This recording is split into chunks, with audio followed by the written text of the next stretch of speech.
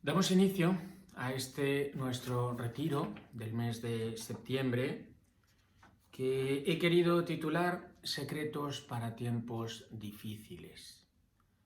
Más allá de que detrás de todo esto está el corazón de cada uno de nosotros como apóstoles que tiene que enfrentar crisis, dificultades, obstáculos.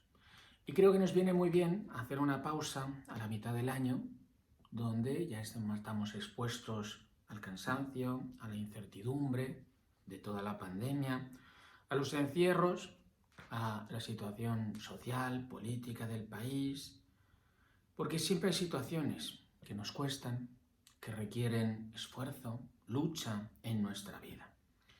Y vamos a tomar este retiro de la Sagrada Escritura del Antiguo Testamento, y nos acercaremos a estas contemplaciones a través de dos personajes emblemáticos, podemos decir top VIP del Antiguo Testamento. Pero antes de partir, planteémonos una cuestión teológica nada fácil. La pregunta es, ¿Dios nos prueba? ¿Dios prueba al hombre?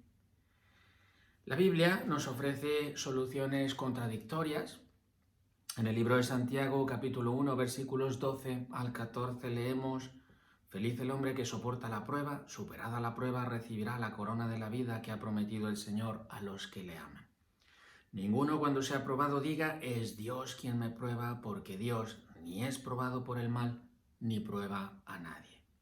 Sino que cada uno es probado por su propia concupiscencia que le arrastra y le seduce. Hasta aquí podríamos decir, efectivamente, Dios no prueba a nadie. Sin embargo, hay otros textos que parece que nos dan una opinión diferente. En el libro del Eclesiástico, capítulo 30, versículo 1, leemos: El que ama a su hijo le azota sin cesar para poder alegrarse en su futuro. Y en la carta a los Hebreos, capítulo 12, versículo 6, leemos: Pues a quien ama el Señor le corrige y azota a todos los hijos que acoge. Y entonces, Dios no prueba a nadie, pero luego sí que lo prueba. Vamos a ver, se trata de dos contextos diferentes. En el primer caso, Santiago habla de la prueba como tentación. Y aquí sí estamos totalmente seguros de que Dios no tienta a nadie, jamás. En cambio, Dios sí que puede probarnos en otro sentido, sobre todo en un sentido correctivo, pedagógico, formativo o medicinal.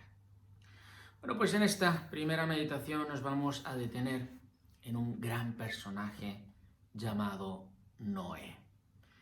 Y vamos a analizar el diluvio como esa primera gran crisis global de la humanidad, después de la cual pues han venido recesiones, guerras mundiales, unas pandemias como la que estamos viviendo ahora.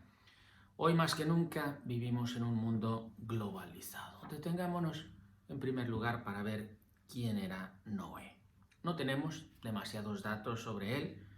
En el libro del Génesis, capítulo 5, versículos 28 al 32, leemos: Lamec tenía 182 años cuando engendró un hijo y le puso por nombre Noé, diciendo: Este nos consolará de nuestros afanes y de las fatigas de nuestras manos por causa del suelo que maldijo Yahvé. Era Noé de 500 años cuando engendró a Sem, a Cam y a Jafet. Sobre el origen es lo único que conocemos, ¿verdad? ¿Quién era su padre? Lamec, y cuándo Noé se convierte en padre, a la edad de 500 años. Veamos cómo era el mundo de Noé, en tiempos de Noé. En el libro del Génesis, capítulo 6, versículos 1 al 3, leemos: Cuando la humanidad comenzó a multiplicarse sobre la faz de la tierra y les nacieron hijas, vieron los hijos de Dios que las hijas de los hombres les venía bien y tomaron por mujeres a las que preferían de entre todas ellas. Entonces dijo Yahvé: No permanecerá para siempre mi espíritu en el hombre, porque no es más que carne, que sus días sean 120 años. Bien, aquí Dios pone un límite, por decirlo así, a la permanencia, a la vida del ser humano. En Génesis 6:11, más adelante, la tierra estaba corrompida en la presencia de Dios. La tierra se llenó de violencias. ¿Verdad? Qué parecido el contexto, el mundo, en tiempos de Noé. Una tierra llena de violencias. En Génesis 6:5-6 leemos: viendo Yahvé que la maldad del hombre cundía en la tierra y que todos los pensamientos que ideaba su corazón eran puro mal de continuo. Fíjense qué fuerte esta frase. Le pesó a Yahvé haber hecho al hombre en la tierra y se indignó en su corazón.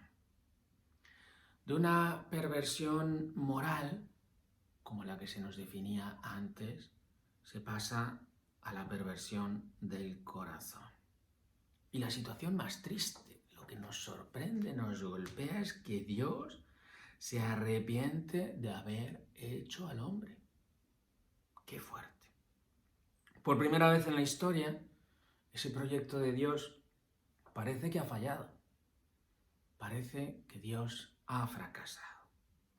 En Génesis 6:7 leemos cuál fue la decisión de Dios. Y dijo Yahvé: voy a exterminar de sobre la faz del suelo al hombre que he creado, desde el hombre hasta los ganados, las sierpes y hasta las aves del cielo, porque me pesa haberlos hecho. ¡Qué increíble! Dios, que es fiel a sus promesas, Dios, que es infinitamente misericordioso, también es infinitamente justo. Y llega un momento en el cual, cansado de la maldad del ser humano, decide exterminar todo tipo de vida sobre la faz de la tierra. Pero, y esta es la constante a lo largo de la historia de la salvación, en Génesis 6:8 leemos: Noé halló gracia a los ojos de Dios. Tercera idea. Hemos visto el origen, quién era Noé, cómo era el mundo en tiempos de Noé. Veamos ahora cómo Noé supera esta prueba. Y la supera, en primer lugar, gracias a la justicia. Noé era un hombre justo, y esto fue lo que lo hizo diferente a los demás. Por eso halló gracia ante Dios. Y esa justicia fue clave de su propia salvación y también de la de su familia. En Génesis 6:9 leemos: Noé fue el varón más justo y cabal de su tiempo. Fíjense, Noé andaba con Dios. Esto es increíble. Noé andaba con Dios, el varón más justo y cabal de su tiempo. ¿Quién de los que participamos en este retiro, en esta meditación, no nos gustaría ser recordados así como Noé, como una persona justa, la más justa de nuestro tiempo? Hoy, esa justicia, que en la antigüedad era sobre todo un hombre piadoso, es decir, un hombre que estaba bien con Dios, consigo mismo, con los demás, lo podríamos llamar honestidad, rectitud, integridad. Y es que en los tiempos de prueba, en los tiempos de crisis, y hoy estamos en uno de esos tiempos, brilla especialmente la honestidad, la ética, el comportamiento cabal, íntegro. Noé superó la prueba gracias a la justicia, pero también gracias a la obediencia. A Noé se le da un mandato difícil, totalmente fuera de proporción. Construye un arca. ¿Y por qué está fuera de proporción? Porque Noé no conocía ni siquiera el mar. Jamás en su vida había visto una barca. No vivía junto al mar, no sabía lo que era el mar, mucho menos lo que era una barca.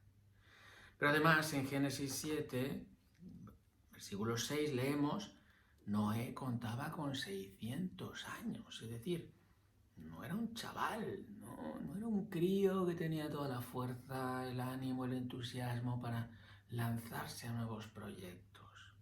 Y además, imaginemos la burla de los demás, ¿no? ¿Qué hace este anciano con 600 años en un lugar donde no hay mar y poniéndose a construir un arca? ¡Qué ridículo! ¡Qué exhibición! ¿No? Pero no solo basta obedecer, hay que hacer las cosas bien, con perfección. Noé supera esta prueba gracias también a la excelencia, a la perfección en la ejecución. ¿Por qué?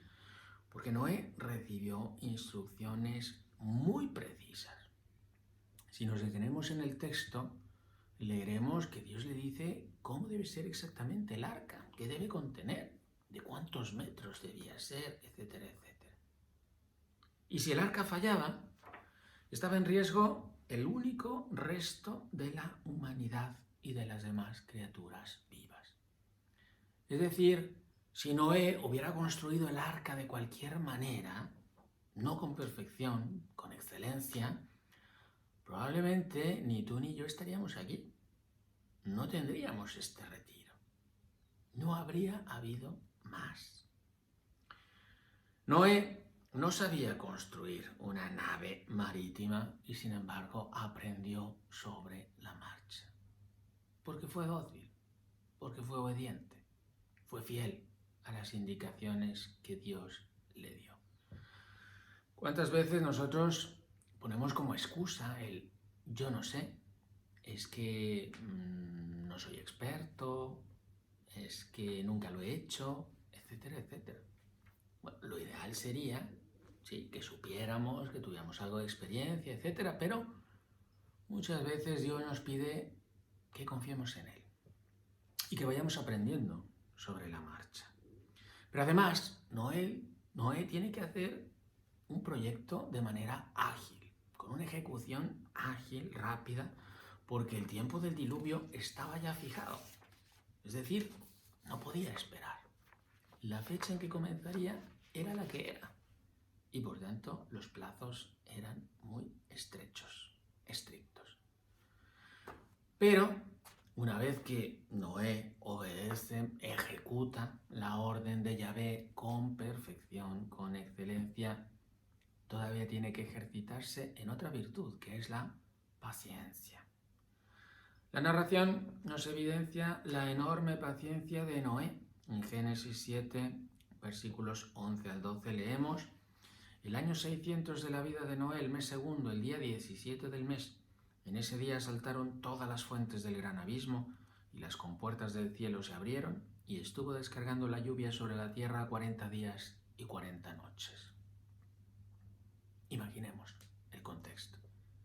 40 días y 40 noches ininterrumpidas de lluvia sobre la faz de la tierra.